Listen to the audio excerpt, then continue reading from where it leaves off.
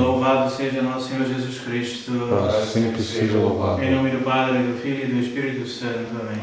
Podem sentar-se.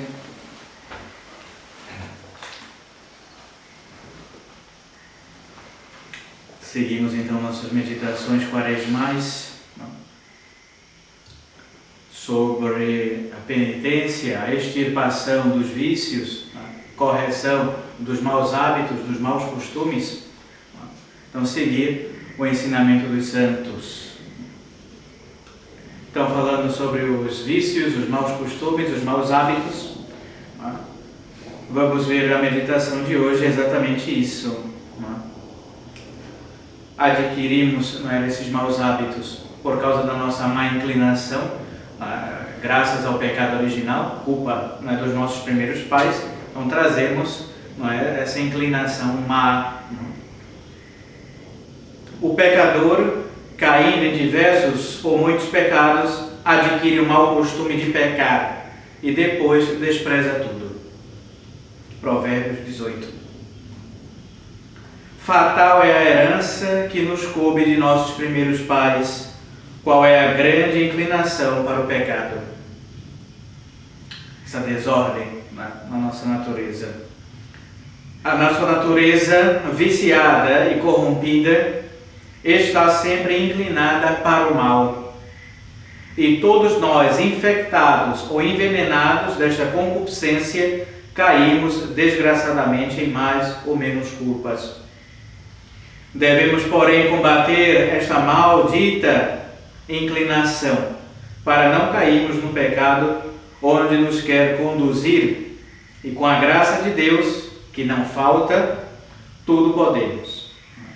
Não se desesperar, muitas vezes caímos por conta dessa má tendência, dessa má inclinação que temos, porém, nunca pensar ou crer que isso é normal, viver uma vida assim, cheia de vícios, maus costumes, maus hábitos. Não, Deus vai nos dando a graça, vai iluminando a nossa consciência, nos envia graças atuais, santificantes, e nós temos que aderir, assentir a essas graças e levar uma vida de acordo com a vontade de Deus. Devemos combater esta má inclinação. O grande São Paulo sentia também esta inclinação ou concupiscência e dela se queixava, mas a vencia. Todos os mais santos e santas igualmente a sentiam e venciam. E nós, sendo da mesma natureza e sentindo a mesma, a devemos vencer também.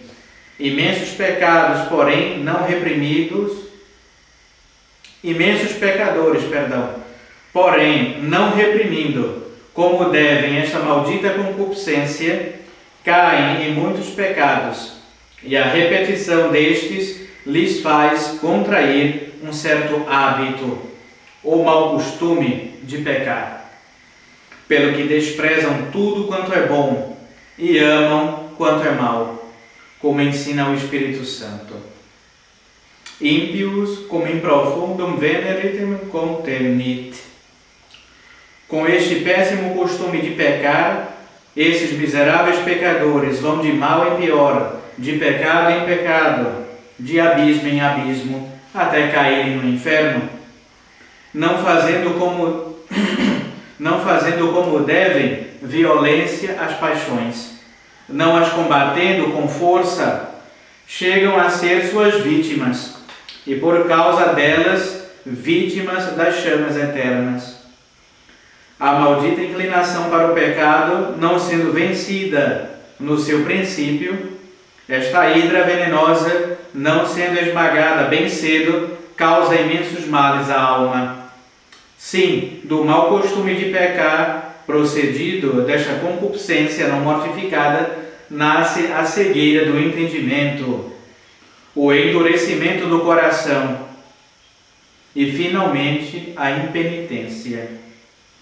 Tais são as tristes consequências do maldito costume de pecar. Tais são os desastrosos fins para onde nos conduzem as paixões criminosas, que não são reprimidas no seu princípio, E tudo isto eu vou hoje mostrar-vos. A desgraçada sorte dos pecadores acostumados a pecar e a matéria que vamos tratar hoje no princípio do sermão. Então, logo que se apresentam essas tentações, pensamentos, por exemplo, pensamentos terríveis, o que é que nós devemos fazer? Reprimi-los imediatamente, por meio de uma oração, por exemplo, uma ejaculatória, pedir a intercessão de Nossa Senhora que nos afaste desses maus pensamentos. Alguma ocasião de pecado que se apresenta diante de nós, dos nossos olhos, em vez de cometer, se conter, fazer violência contra essa nossa vontade desordenada e não cometer aquele pecado. Seja qual for o pecado, se acaso não é emendado logo no seu princípio, quantos mais se cometem, mais custam a emendar e mais males causam. Se desde o princípio a gente não corta esse pecado, ou essas tentações, elas vão aumentando, se multiplicando cada vez mais. Formam maus costumes que conduzem à perdição eterna. São essas verdades ensinadas pela Escritura Sagrada e pelos Santos Padres, até bem vistas e conhecidas pela própria experiência. Com efeito do mau costume de pecar, nasce em primeiro lugar a cegueira do entendimento. Como já foi dito, cometem os pecadores um pecado, já ficam um pouco cegos. Cometem um segundo, mais cegos. E quantos mais cometem, mais cegos ficam, até que finalmente não conhecem o mal que fazem, nem o perigo em que andam. A sua malícia ou maldade mesma os cega, como diz o Espírito Santo. Excavit eus malitiam eorum, no livro da Sabedoria, capítulo 2. Os seus muitos pecados lhes tiram a vista da alma, e é por isso que vão perdidos.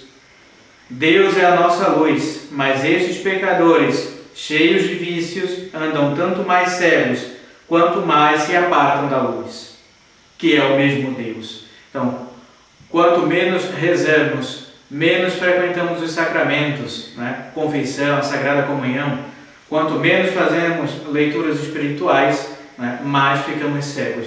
Quanto mais nos afastamos de Deus e das coisas de Deus, das coisas santas, mais próximos das trevas estamos, do pecado. É por isso que a igreja sempre pede ir à missa todos os domingos, confessar ao menos uma vez por ano, comungar também, porque senão a nossa alma fica cega. Bem, como os raios do sol não podem penetrar um vidro cheio de terra, assim as luzes divinas não entram muitas vezes numa alma cheia de pecados. Eis a razão porque se observam tantos pecadores que vão sempre continuando de pecado em pecado, sem olharem o que fazem, nem pensarem na emenda. Tais desgraçados pecadores andam sempre num círculo vicioso, como ensina o Espírito Santo por Davi, in circuito impi ambulant. Salmo 11. Eles caídos em maus costumes não sabem senão pecar. Não falam sem pecar, não pensam senão em pecados. Vivem finalmente como se não soubessem que o pecado é um grande mal. O seu mesmo mau costume não lhes deixa ver a gravidade das suas culpas, nem o perigo em que andam, como ensina Santo Agostinho. Ipsa consuetudo male non sinit peccatores videre malam quod facium. Não conseguem enxergar a maldade ou a malícia do pecado. Deste modo vivem como se não acreditassem em Deus, nem no céu, nem no inferno, nem na eternidade. Que fatal cegueira esta, irmãos! Que lastimosa miséria! Então já estamos tão acostumados ao mal, ao pecado, sobretudo os pecados relativos à luxúria, ao sensualismo, o pecado contra a castidade. As pessoas já estão imersas ali naquilo que já não acreditam mais em nada. né? E quando alguém fala alguma coisa contra aquela má vida, né, que a pessoa está levando, ela não faz caso. Não pensa a miúdo na morte, no juízo, na sua condenação eterna, em que estado se encontra sua alma, crê somente e vive como um animal, sem razão. O pecado que no princípio lhes causava ainda algum medo ou horror, depois de repetido muitas vezes, já lhes não mete medo algum, nem sequer se lembram que pecam, como foi o caso que vimos também no dia anterior, não é, sobre aquele arcebispo, não é, que vivia uma vida de pecados. Não é? No começo levou uma vida de piedade, de oração, não é? Depois se apartou, se desgarrou e começou a pecar, e depois virou uma bola de neve de pecados, escandalizando a todos. Não é? Já ficou cego, não é? E não conseguiu mais se converter. Não é? Deus teve que intervir.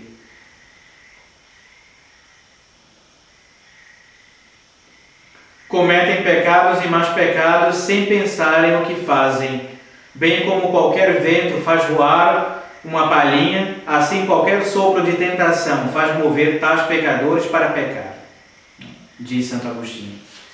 Os pecadores de costume movem-se ao pecado com todos os ventos de tentações. Vão para onde o demônio da sua paixão os quer levar. Não resistindo cedo ao mau costume, ele lhes causa quase uma necessidade de pecar, como ensina o mesmo Santo Agostinho, e os faz escravos de sua paixão. Cegos pelos seus maus hábitos, desprezam correções, pregações, censuras, Deus, inferno, tudo, em uma palavra. Tudo que é espiritual aborrece ao pecador. Quanto mais. Mas ainda aqui não para a sua desgraçada sorte. Com a cegueira lhes vem também o endurecimento. Os maus costumes endurecem o coração, diz um grande padre. Melhor, o diz ainda o mesmo Deus pelo seu santo Jó, deste modo: o coração do pecador habituado se endurecerá como uma pedra ou como um rochedo. Cor eius indurabitur tanquam lapis. Por este endurecimento, enquanto outras pessoas se enternecem e choram, pensando nos rigores do juízo de Deus, nos castigos dos condenados e na paixão do Senhor, esses miseráveis pecadores, acostumados a pecar, ficam indiferentes, como se nada fosse com eles, insensíveis a estas e a outras verdades, sem deveras se converterem. Nem as mortes repentinas, nem os tremores de terra, nem os raios, nem os trovões, nada os espanta, nada lhes mete medo, nem às vezes lhes faz sentir algum remorso na sua consciência. Os pecados horrendos lhes parecem pequenos, os graves leves e os veniais nada. A vergonha que naturalmente acompanha o pecado, nem esta existe nesses pecadores acostumados. Como ensina São Jerônimo, eles cometem pecados e mais pecados, que se ouvem, que se veem ou que se sabem, e isto sem nenhuma dor e sem nenhuma vergonha. E em lugar de se entristecerem, antes riem, se alegram e louvam as suas maldades. Como diz o sábio, letantur cum male fercerent, Provérbios capítulo 2. E que são, irmãos, todos esses sinais de cegueira e de endurecimento. São, de Santo Tomás de Villanova, são indícios quase manifestos de condenação eterna. Induratio damnationis indicium. Então rezemos, para que Deus nos livre dessas tendências, dessas mais inclinações que já nascemos com elas. Por isso que veio o batismo, para apagar o pecado original, porém resta ainda esse reato, essa inclinação nossa a esses pecados. Então aqueles que cometeram muitos pecados e se converteram, atenção, não é? Firmeza na sua conversão, não é? Para não ser como outro Judas, não é? Que vive traindo o nosso Senhor. Não é? Chega um momento, vamos ver depois em outro sermão, não é? Que Deus não quer mais saber, não é? De misericórdia para com esses pecadores, não é? Que vivem nessas recaídas. Então, quando a gente leva uma vida de pecado, se converteu, conhecemos a verdade, não é? Essas duas verdades sobrenaturais, e nos convertemos verdadeiramente, acabou a vida de pecado. Se a alma volta, não é? A continuar com esses vícios, com esses maus hábitos, revolvendo-se na lama do pecado novamente, não é? Muito cuidado, Deus pode, não é? Nos amaldiçoar e endurecer o nosso coração, acontecer esse processo que há. A alma fica cega, a pessoa volta a pecar novamente, não se converte, é tudo uma mentira, uma falsidade aquilo ali.